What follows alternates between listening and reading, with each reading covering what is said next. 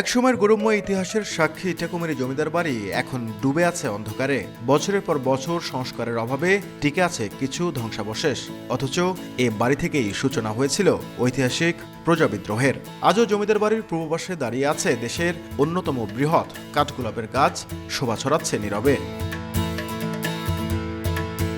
1879 সালে নির্মিত তাজহাট জমিদার বাড়ি রংপুর বিভাগের অন্যতম ঐতিহাসিক নিদর্শন। অসাধারণ নির্মাণশৈলী, বিশাল পুকুর আর সুশৃঙ্খল বাগান আকর্ষণ করে পর্যটকদের। তবে বিভাগের শতাধিক জমিদার বাড়ি, এমনকি নারী জাগরণের অগ্রদূত বেগম রোকেয়ার পৈতৃক বাস্তুভিটাও অনেকটাই অবহেলিত।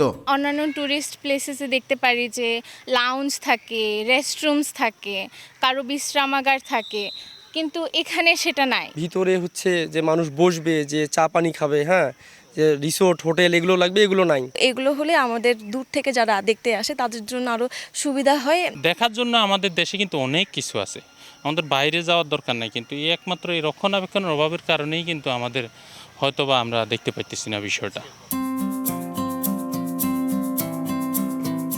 রংপুর বিভাগের বুক চিরে প্রবাহিত তিস্তা, ধরলা, ব্রহ্মপুত্র, যমুনেশ্বরী আর করতোয়া শুধু প্রাকৃতিক সৌন্দর্যের আধারই নয়, বরং হতে পারে রিভার ট্যুরিজমের সম্ভাবনাময় ক্ষেত্র।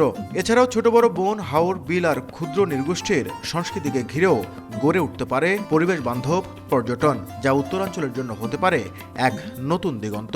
সরকারের পৃষ্ঠপোষকতা, সরকারের পরিকল্পনা এবং এখানকার উদ্যোক্তাদের আগ্রহ সব মিলে আমরা কিন্তু উত্তরাঞ্চলে একটা সম্ভাবনার চমৎকার একটা পরিবেশ সৃষ্টি করতে পারি। তবে বিভাগীয় কমিশনার জানিয়েছেন, এরই মধ্যে এই অঞ্চলের পর্যটন খাতকে সমৃদ্ধ করতে নেওয়া হয়েছে নানা উদ্যোগ। জেলা প্রশাসনকে আমাদের নির্দেশনা দেওয়া আছে, তারা ঐতিহ্যগতভাবে যে সমস্ত স্থাপনাগুলো আছে সেগুলো সংস্কার এবং সেগুলোকে রক্ষণাবেক্ষণ করার জন্য ব্যবস্থা নিতে, যার মাধ্যমে আমরা দেশবাসী তথা বিশ্ববাসীকে এই পর্যটন কেন্দ্রিক আকর্ষণ যেন আমরা করতে পারি। রংপুর বিভাগের ইতিহাস, প্রকৃতি আর সংস্কৃতিকে ঘিরে পর্যটনের যে বিপুল সম্ভাবনা রয়েছে, যথাযথ পরিকল্পনার মধ্য দিয়ে তা হয়ে উঠতে পারে অর্থনৈতিক সমৃদ্ধির অন্যতম শক্তি, বলছেন সংশ্লিষ্টরা।